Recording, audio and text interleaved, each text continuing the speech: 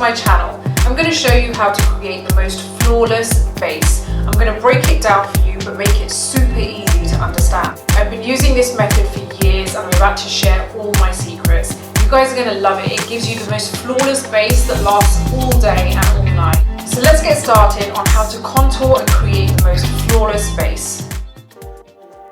As you can see, I have no makeup on and we're going to start with skincare. This is one of the most important steps when it comes to the process of putting makeup on. Now, there are two reasons for this. One, because you want to make sure that you protect your skin so that there's a barrier between your skin and the actual makeup. Number two, because we want to make sure that the foundation and the concealer has something to sit on and it just kind of glides right over the skin so you don't get to see all that bumpiness or any flakiness that your skin may have.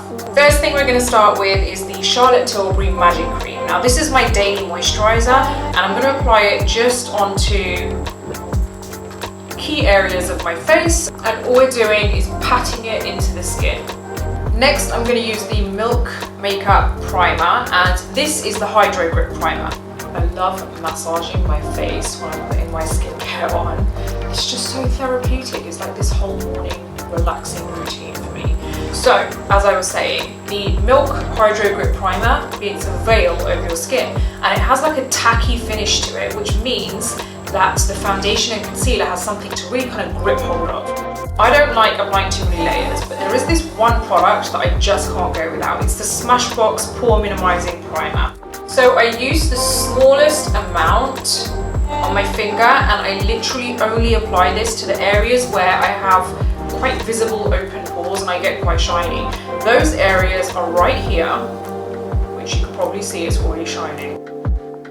Now I'm going to use the Ulla Henriksen Wrinkle Blur Eye Cream. Now this is pretty new. I'm using the smallest amount on my finger and I'm just applying this right here. Now when you're tapping it in, it's naturally going to spread up anyway, so don't try and go too close because you'll end up blocking your teardrops. Next up, I'm going to go in with the Tarte Shape Tape Concealer in medium. I'm just kind of spreading a small amount. It may not look like a small amount, but it actually is.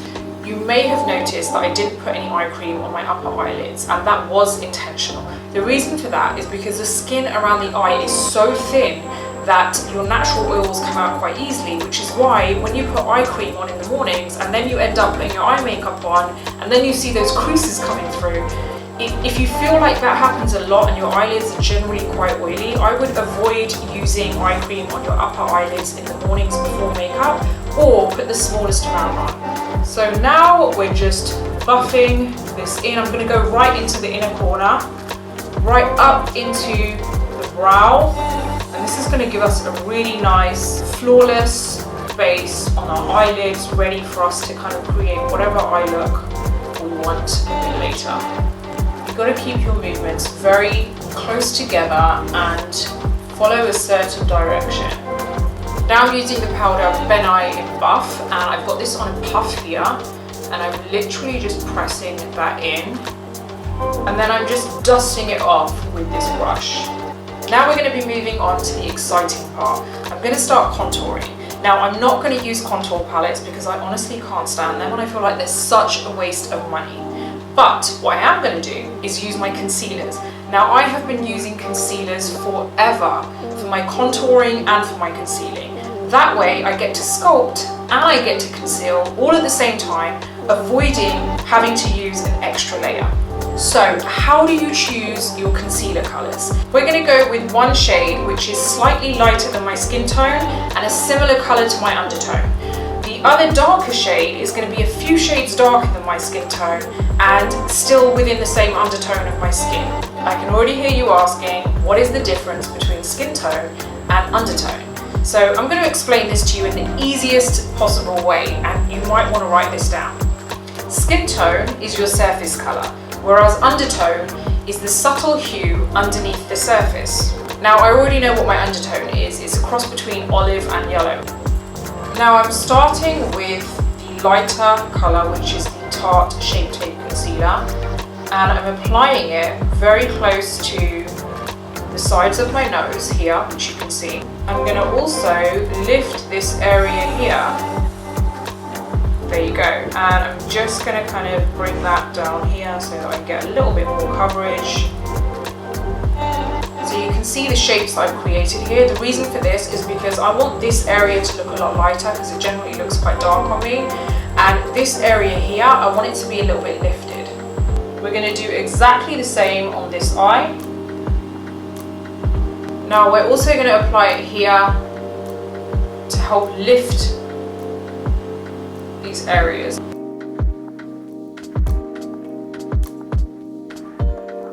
I'll be honest, I'm a bit of a creative OCD, so everything has to be symmetrical, and I've always found that that actually gets me the best results, so it's not a bad thing. There we go, all the way down. Now our brightness is done, and we're going to move on to the darker shade now. I actually like this concealer to set for a little while before I start blending, and the reason for that is because Tarte Shape Tape is a pretty thick concealer, so you don't actually need a lot of it, and I know although it may look like I have a lot of it on, I've kind of used a small amount but spread it out. I find that it gives you the best coverage. I mean, it's a great concealer anyway, but it gives you the best coverage when you let it set for a little while, so maybe 30 seconds before you start blending. Next, I'm going to use the Makeup Forever Matte Velvet Skin. This is a new concealer and it's amazing for sculpting. I'm going to create some shape here. Make sure it's completely even on the other side. It's in the same place.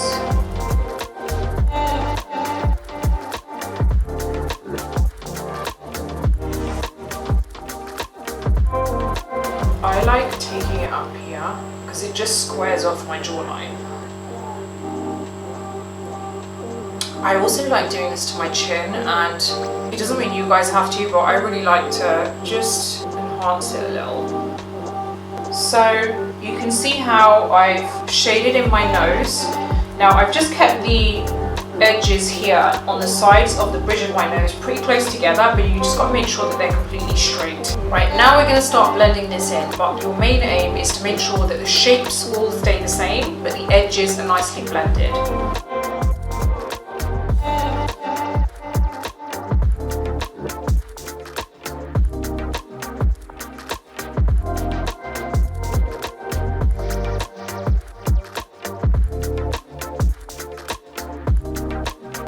So I'm just blending this into the hairline, but we're going to keep the shape the same because this helps to just slim down my face a little.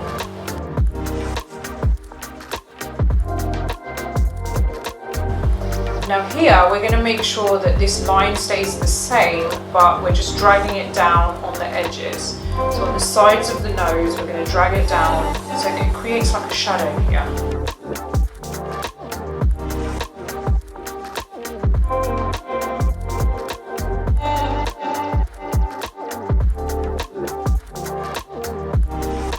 This area we're going to bring down into the neck, and that creates a shadow here as well. Wait till you see how flawless your skin can look after the next step. Now I use two foundations. I use one which is my base color. This is kind of like light to medium coverage and it has an olive undertone to it. This is EX1. And then the other is the Tarte Face Tape Foundation because it has a tiny bit more coverage and it's a little bit warmer. The reason I use two shades is because my skin color is always changing. I live in Dubai, I'm outside a lot of the time, so it's sometimes darker, sometimes a little lighter, so it's just much easier for me to make sure that I can adjust my foundation color to suit my skin tone. I go in with one big pump, maybe a pump and a half, of my EX1 base foundation. I then go in with a very small amount of Tarte foundation. Now I blend all this together on the back of my hand, and then I'm going to start buffing it in with my damp beauty blender. This is where you want to make sure you don't cut corners, because if you follow everything down to the T, I can guarantee you're going to get the most flawless base. I'm applying the product to my sponge, but I'm kind of really buffing it into the sponge before I buff it into my skin. I don't want to get loads of product from the sponge straight onto my face. Our movements are very close together, so you can see how I'm not going like this. I'm kind of keeping them very small together, making sure that I get that nice seamless finish Same thing, we're going to grab a little bit more product onto the sponge, buff it into the sponge. And that's a really important trick. Buff it into the sponge before you buff it into your skin. Right, over the nose. Now we're going to the under eye area. And can you see that there's a pattern here? I started with the forehead, went down the nose, now I'm doing the under eye, and can you see I'm following the shape that we created with that contour? Next up, we're not going to do the cheekbone area, I'm actually going to do the jawline area. Now the reason for that is because the cheekbone area has quite dark contour in there. I don't want to kind of drag that into other areas, I want to keep it where it is. Same thing here, drag it down. Now we're going into this area here. Again, following the same direction as your contour. Next up, we're going to set this. So this is where we're going to lock in all of that nice coverage and make sure it doesn't go anywhere all day. Now, because we're going for a base which is full coverage, flawless, and it's not going anywhere all day and all night, I'm going to use the banana powder and buff powder. I love the banana shade, but it's a little bit too yellow on its own, so I'm going to mix it in with some buff, which is more of a kind of, well, buff shade. Now the first place that we're going to set is the under eye area, because this is the area that creases easily. Now, so many people ask me about how to get rid of the under eye creases. How can I stop my foundation from creasing throughout the day? This is how. But you've got to do it quick. Don't waste your time in between. Just go straight in with that powder once you've cleaned this up. Now we're going to get the very highest tip of your beauty blender, and we're going to literally get rid of those creases that have already formed, because there's concealer and foundation there. You've got to make an ugly face for this. It's the only way. And we're going to press it in. We've taken our powder puff. I've already done that under eye area, so that's setting now, right? But I made sure that there were no creases there. If there are creases there when you set your under eye area, you are basically setting those creases. Same thing, we're going to follow the shapes that we created with the contour. So we're going to go here, go up here. This is going to create a really nice sharp finish there for us, which isn't going to look so sharp once we've dusted it off. Same thing on this side. Set all of this so that it just stays put. Go right down the nose. Now we're going to go in and set this area too. I've seen people who don't set this area and go in straight with bronzer, and then they wonder why it looks patchy and muddy there. And the reason is because your foundation isn't set. So as soon as you go in with any powder, especially a dark powder like a bronzer, it's just going to grab hold of that powder. Now we're going to go in with the Makeup Forever 122 brush. I love this brush to dust away my powder because I feel like it just doesn't move any of my makeup. We're going to start by dusting this off very lightly. Now I don't let all of this bake for a while because I feel like it's just too much. So by the time you've finished your whole face, that's more than enough time. Next up, we're going to do the under eye area, and I'm going in with my Real Techniques setting brush because this brush fits perfectly under this eye area. Just lightly dust it away. Look at the difference from when I first started. Your face is going to look pretty matte for the first 20 minutes or so, and then by the time you finish the rest of your makeup, everything's going to settle down. It's going to look like skin, and it's going to just last all day. Please don't forget to subscribe, like, and hit the notification bell so that you never miss a video from me. If you have any questions at all, please leave a comment below because I always answer back. I hope you've enjoyed this video because there are so many more on the way, and I can't wait for you guys to learn what you'd learn on a professional makeup course, but for free.